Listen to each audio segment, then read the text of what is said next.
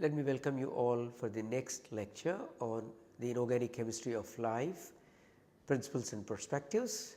In the previous couple of classes, we have looked at the cobalt based enzymes. In the case of cobalt based enzymes, is particularly the coenzyme vitamin B12 is the one which acts associated with a large number of enzymes, and wherein we have seen group transfer, hydrate transfers and reactions such as ribonucleotide reductase, all these kinds of things we have looked at. Now, let us take up another set of enzymes, the enzymes based on the nickel. Okay. So, let me draw your attention to the following slide, where we have a number of nickel enzymes have been given here. So, I have selected some enzymes where these are all working based on the nickel enzymes. These are urease. I will come into the details of these in a while. Hydrogenase, carbon monoxide dehydrogenase, methyl coenzyme reductase, nickel superoxide dismutase, glyoxylase, cis trans isomerase, acetyl CoA synthase. Okay, so look at these reactions. I just wanted to draw your attention to one of the aspects in each of these reactions. So, each of these reactions, if you see very carefully, you would see some kind of a gaseous molecule either produced or utilized in the reaction of this. And you can see here the ammonia, you can see here hydrogen, you can see here CO2, you can see here methane, you can see here O2, and the only case that you do not see any gas is this particular one, which is glyoxylase and cis trans isomerase, etc. So, therefore, we can generally classify that the enzymes of nickel are primarily associated with either the utilization of the gas molecules or generating the gas molecules in this. So, having said that, now let us go through these reactions one by one.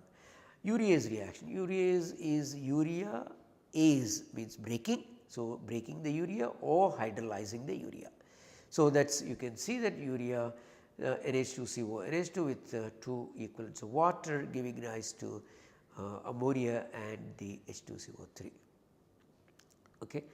The hydrogenase is a kind of a reversible you have, that is protons are reduced to hydrogen gas and the hydrogen gas is oxidized to protons. So, the both ways that we have this kind of enzymes functioning. So, the reduced enzyme will function to reduce further, and the oxidase enzyme functions to oxidize further. So, therefore, H2 gas should be oxidized to H plus 2 electrons, and the H plus to be reduced to H plus 2 electrons to give to H2. Now, we also have another one carbon monoxide dehydrogenase. So, dehydrogenase means removing the hydrogen. Removing the hydrogen is nothing but oxidation. So, CO dehydrogenase is nothing but an oxidative kind of a reaction, oxidative. So, how do we make out that? CO on the left side, whereas you have CO2 on the right side. So, the carbon is attached with one oxygen on the left side, carbon is attached to 2 oxygens. So, what is the formal oxidation state of the carbon monoxide C? So, you know oxygen is taken as 2 minus, then you will get the correspondingly 2 plus.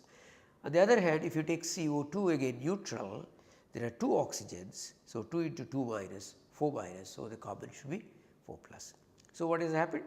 Carbon monoxide, carbon center, which is 2 plus, goes to carbon dioxide with the carbon 4 plus. Okay. So, therefore, it is basically oxidation. So, in other words, carbon monoxide dehydrogenase is nothing but an oxidative kind of an enzyme. So, we take the other enzyme, methyl coenzyme M reductase. This is the coenzyme M. I am not showing the structure over here, a little later stage I will show that. And you have another center of the coenzyme. These two reacting together give the methane gas, and you have an oxidized form of those two, that will be re-reduced by another set of enzymes.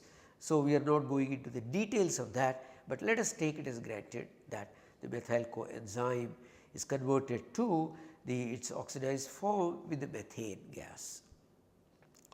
Okay, superoxide dismutase, nickel based. Why I wrote here nickel? Because we have already seen in the past superoxide dismutase. What are the other metal ions that we have seen? I am sure you will be able to recollect. Manganese case we have looked at, iron case we have looked at too. So, we have quite a few cases where superoxide dismutase is functioning, and we will be seeing in nickel now. We will also see in case of copper, which is bit differently functioning. Therefore, we are familiar with the reaction of the superoxide dismutase is superoxide is converted to hydrogen peroxide plus oxygen in this.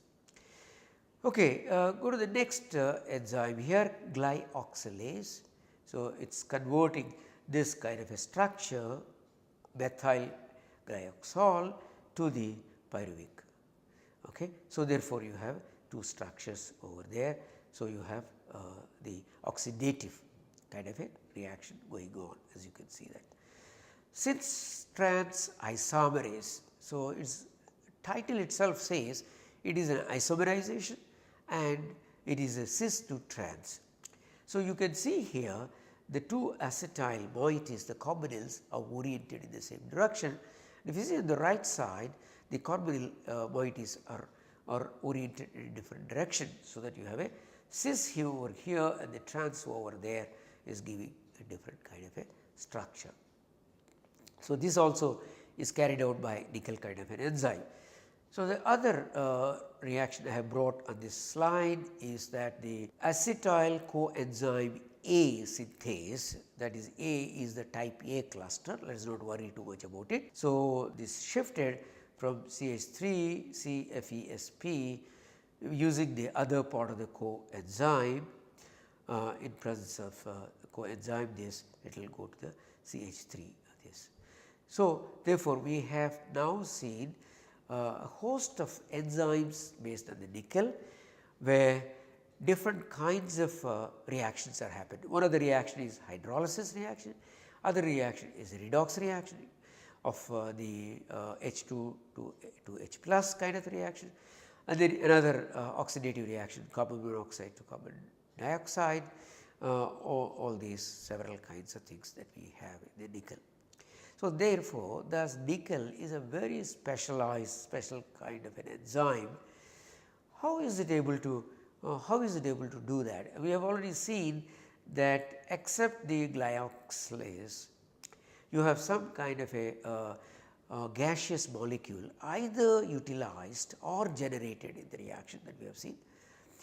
Other thing which is not seen here clearly, which you will see later on when we look at the mechanism, is that the nickel in these enzymes undergo a redox very facilely from nickel 2 either to oxidize form nickel 3 or the reduced form nickel 1. So, that means nickel 1, nickel 2 and nickel 3, these are the three kinds of things which are essential. Nickel case, nickel plus 1, nickel plus 2 and nickel plus 3. So, these are the three kinds of oxidation states, okay, and that is what is basically favoring all these kinds of reactions, and all this can be achieved within about 1.5 volts. So, the total thing can be achieved within 1.5 volts of the potential all these redox processes. So, that is very interesting. So, whatever I mentioned to you earlier, that you can see the same thing on this particular one, that is except the glyoxylase, you have all other enzymes are either producing the gas or utilizing the gas. I also mentioned to you there is a flexibility for the redox between plus 1, plus 2, plus 3 for nickel. Also there is a flexibility of the coordination. So, coordinating to different kinds of ligating centers as well as different number coordination numbers as well. So, the coordination flexibility is the additional parameter that helps in this. This is coordination flexibility. Okay. And all this is possible within by changing the potential within about 1.5. So, the other thing which is not clear from the previous slide is that all these enzymes, do they have one nickel? Do they have more than one nickel?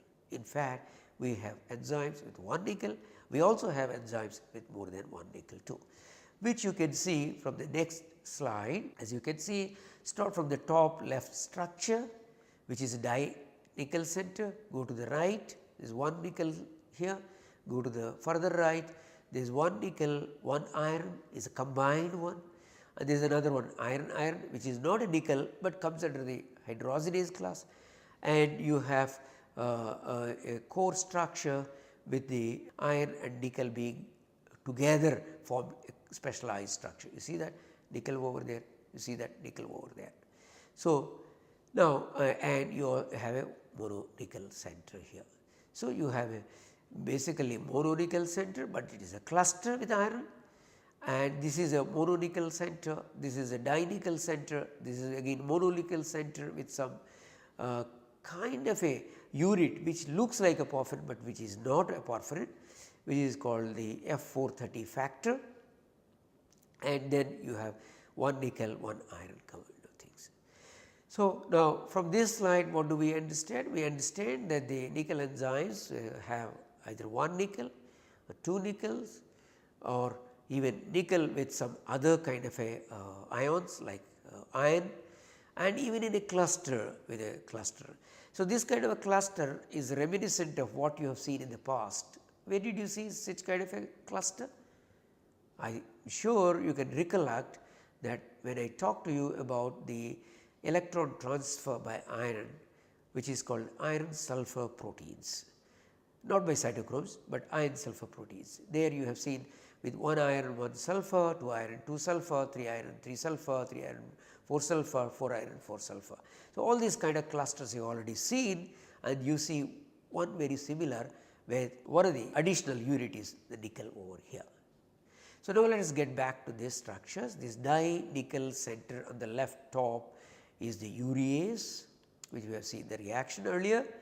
The second one is factor 4F30, which is present in the coenzyme M reductase, and these two are the hydrogenases.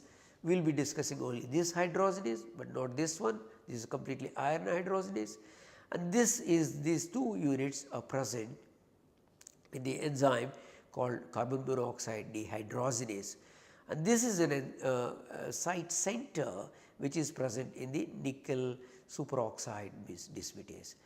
So, we will see details of quite a few of these systems in terms of their mechanistic aspects as we keep moving across that. Let us look at the first case. The first case is case on the nickel urease, the nickel containing urease. Okay. So, this can be seen from here. Nickel containing urease is that where you have the urea ended up with one ammonia with carbamate and then another ammonia and the H2CO3 carbonic acid. So, if you combine these two, what will happen? The urea combines with 2 moles of water, giving rise to 2 equivalents of ammonia and H2CO3. This is the total reaction. Why was this written in this way? This is written in this way because this reaction by the urease goes by 2-step process. In the first step, one ammonia is released, and the second step one more ammonia is released, and then the enzyme is regenerated back. Okay. So, that is precisely the reason why the reaction is shown over here, but if you want you can write the total reaction as well, no problem. Urea plus 2 water molecules giving 2 ammonia molecules plus H2CO3, absolutely fine, perfect. By writing this you get into yourself to understand the system much better. Now, let us look at the enzyme urease. Enzyme urease is not a small enzyme. is a very huge enzyme. How do we say it is a huge enzyme? Number one, you can see it has 6 subunits, the alpha 2, beta 2, gamma 2. So, that is a alpha, beta, gamma twice. So, that means it is dimer of a tri subunit. Okay. So, trimeric subunit, dimer of that. So, and this has a huge molecular weight of about 600 kilodalton, and of course, there is a di-nickel center in each of these. So, there are 6 subunits and there are 6 dinuclear centers. That means the enzyme can function from each of its subunit. Now, if the one urea enters into one subunit, you will get 2 ammonia, one more urea enters into another subunit, you will get 2 more ammonias, like that. So, you have 6 subunits can consume 6 urea molecules and produce 12 ammonia molecules. So, you understand that there are 6 subunits and each of this has got a dinuclear center in each of this. So, now let us this whole protein is shown over here, as you can see from the colors. So, there is one part, there is another part, there is another part, 3. So, it is the 3 subunits, and you see above that, above this, above this. So, 3 more. So, each one is a dimer of a trimer. So, dimer of a trimer. So, the trimer is alpha, beta, gamma, the dimer is twice. So, therefore, totally you have all this. Okay. So, this is the enzyme. So, this is a very complex enzyme where you can have 6 moles of urea reacting and giving rise to 12 moles of ammonia. Now, if you look at as I said that each subunit has a dinuclear nickel center, then you can see that one here on the right side on the top. So, you would see this one nickel here, you will see another nickel here. So, one of these nickel has got N2 here, nitrogen binding as one oxygen, another oxygen from carbonyl, other by water. So, what is this one? Nickel 1. So, what is the nickel 1 coordination? Nickel 1 coordination is 5. So, what are the 5 coordination geometries? 5 coordination geometries are generally trigonal bipyramidal or square pyramid. In this particular case, this is more of a square pyramid rather than of a trigonal bipyramid. Okay. So, this gives a N2O3 kind of a structure. So, this you have this structure is nickel N2O3. This is square pyramid.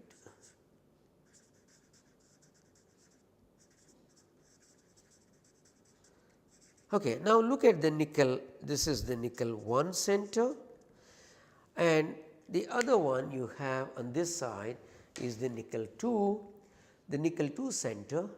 So, this is the nickel 2, this is the nickel 2.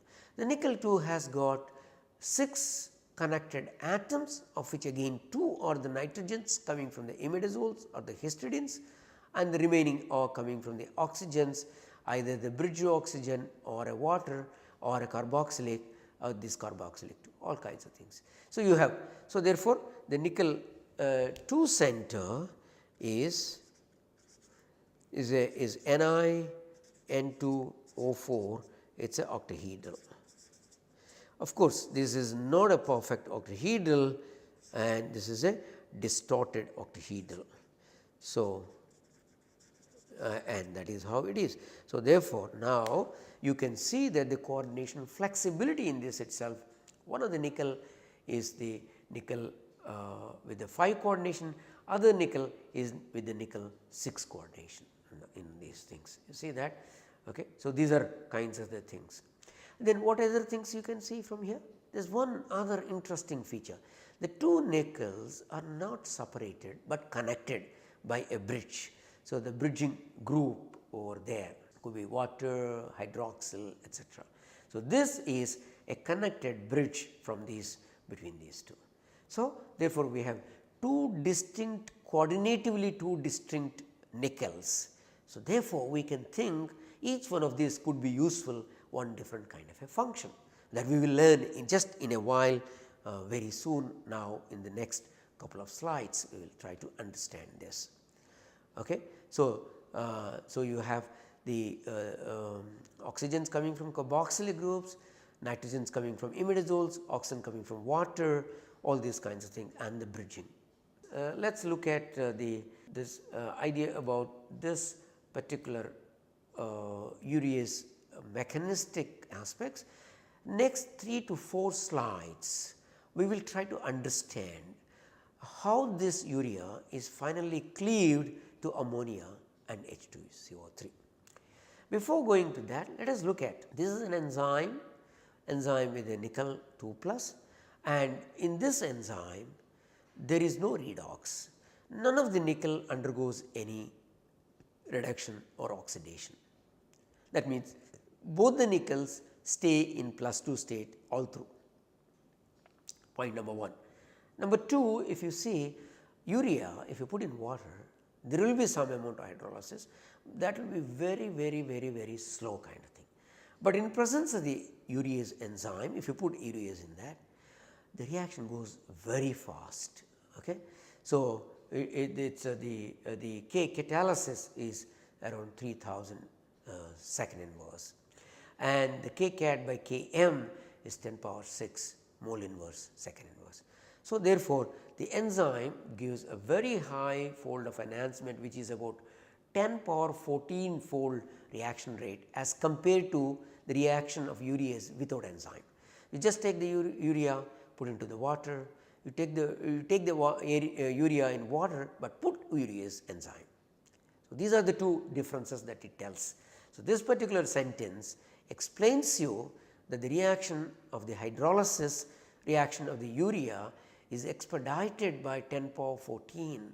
You know, 10 power 14 is a huge number, 10 power 6 is million and 10 power 9 is billion. It is almost like a billion millions kind of thing. So, huge, that is what is the reaction rates that you are looking at. Now, let us get into the ourselves into the reaction aspects of it. How does it do the thing? Now, for this I have shown some structures on this side. I will draw your attention as and when is required, and we can try to understand this one.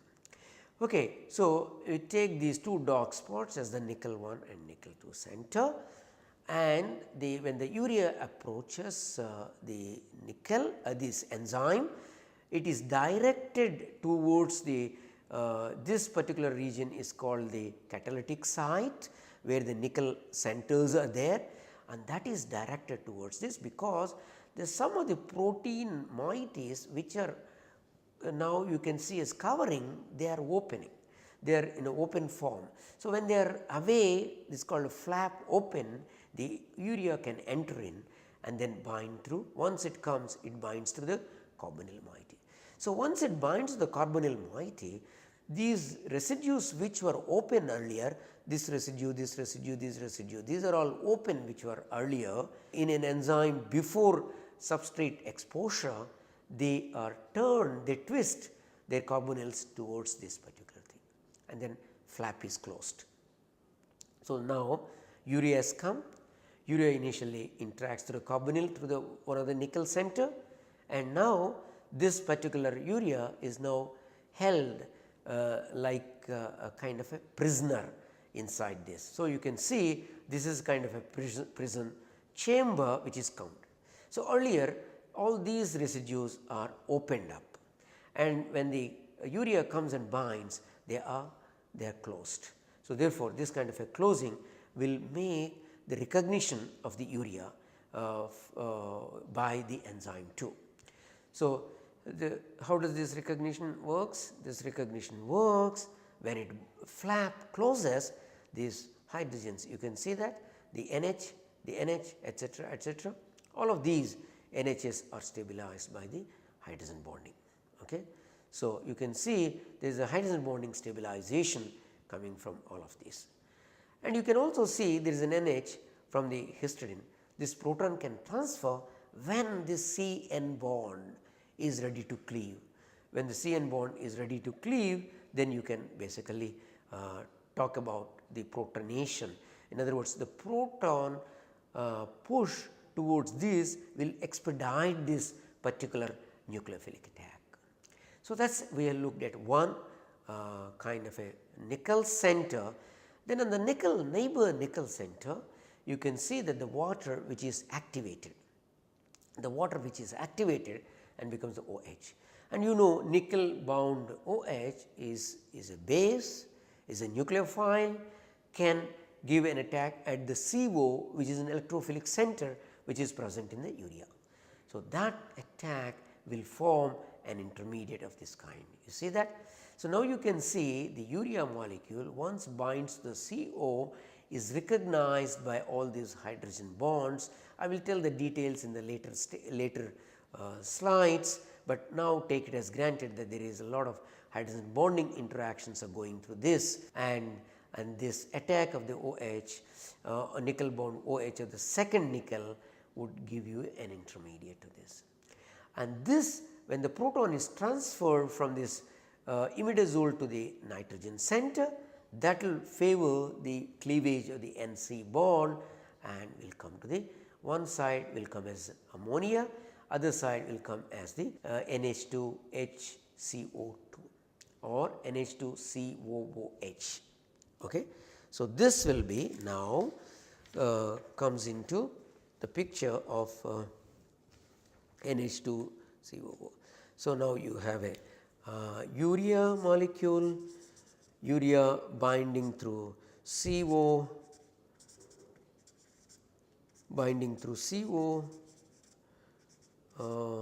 group, and then locked in the active site through hydrogen bonds. So, that is what all you have seen. And then you have also seen that the proton from the nearby histidine can facilitate the reaction of the cleavage of this. So, as a result of that, so you will find, so now urea, and this is the urea, you have NH2s and NH2s of this kind, and this will get the other hydrogen, okay, and this will have the OH from the other nickel makes this, okay, and now this is at the electrophilic center, and that will cleave this bond, and that will give you an NH3, and it will give COOH and NH2. So, this is bound to protein, this is bound to protein, and this is further. So, this is the intermediate step. Now, when this particular intermediate step is exposed to water, then the further cleavage will occur, which I will explain to you in the next slide on this. Okay. So, this is the intermediate step that I have shown you earlier. Okay. So, now looking at the next slide, so you can see that the whole thing is we can try to recollect this. The urease enzyme, in presence of the urea, it acts on the urea and generates 1 mole of the ammonia and generates an intermediate of the carbamate. This upon further water reaction will again give back to ammonia and the H2CO3, or in full water, if it is only one water molecule, then you have the CO2 and then this will reverse back to that. Now, this whole thing is explained by a mechanistic path over here. In the mechanistic path over here, then you can see that the urea, I have given 2 sets of mechanistic paths, where center part written as A in this side and the center part is written B here. So, you start from enzyme and then you go to the next, and then things of this kind go back to this. So, this is the one cycle. The other is go to this intermediate and to the next one, to the next one and to the next one and go back to this. Okay. So, this is a kind of a thing, and in the next class I will give all the details of this particular enzyme, how it binds. I have already mentioned certain points of it, how it breaks by showing the structures of all these via the mechanistic aspect, and further highlight the other features. There is some sulfhydryl function, how that sulfhydryl function also helps in the reactivity of this. So, all this I will explain you in the next class. Thank you very much.